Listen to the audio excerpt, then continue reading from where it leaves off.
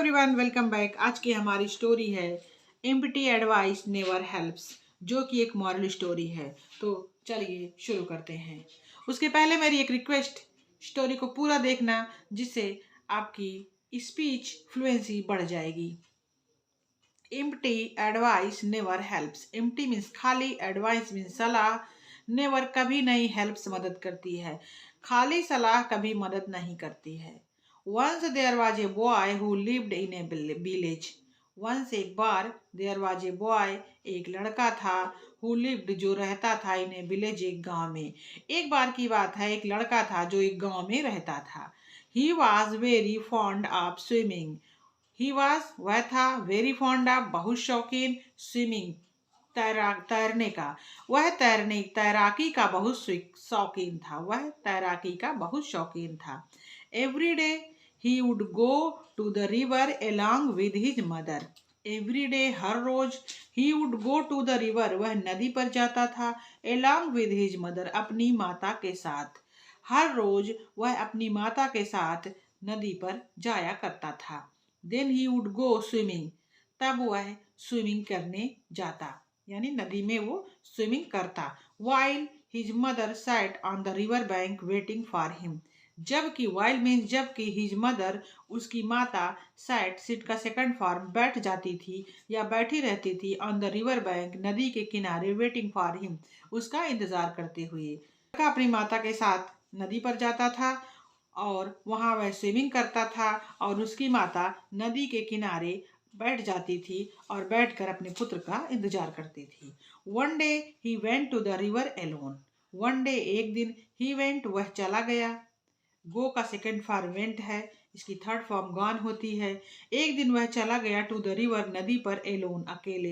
एक दिन वह नदी पर अकेले चला गया। He was so engrossed while swimming that he swam too far. He was so engrossed, वह इतना ज्यादा मगन हो गया था। engrossed means मगन होना, मुग्ध हो जाना, खो जाना। वह इतना ज्यादा खो गया था तैराकी में, while swimming तैरने में, that कि he swam too far वह दूर तक तैर गया। swim means तैरना होता है, और swam means तैर गया, सेकंड फॉर्म है।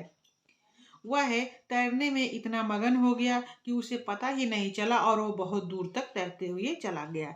Then he realised that the current was sweeping him away.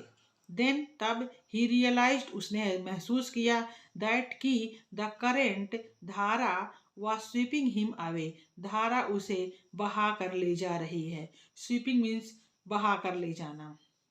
He was not able to swim against the tide. He was not able वह योग्य नहीं था। He was not able to swim against the tide. He was वह नहीं था, not able he was not able वह, he was not able to swim वह तैरने योग्य नहीं था उस टाइम। अगेंस्ट द टाइड धारा के विपरीत, वह धारा के विपरीत तैर नहीं पा रहा था। The boy saw a man standing on the river bank. The boy लड़के ने, सा देखा, सी का सेकंड फॉर्म, ए मैन एक आदमी को, स्टैंडिंग खड़े हुए, ऑन द रिवर बैंक नदी के किनारे। लड़के ने तब एक आदमी को देखा जो नदी के किनारे पर खड़ा हुआ था। And he called out to him for help. And he called out और उसने बुलाया, टू हिम उसे, फॉर हेल्प मदद के लिए। तब उसने उसे बुलाया मदद के लिए। किसे? लड़के ने देखा कि एक आदमी नदी के किनारे खड़ा हुआ है, उसने उसे मदद के लिए पुकारा। द मैन सेड आदमी ने कहा, you are too young to be swimming alone. तुम अभी अकेले तैरने के लिए बहुत छोटे हो। Why did you swim so far. तुम इतनी दूर क्यों तैर गए। Be careful next time.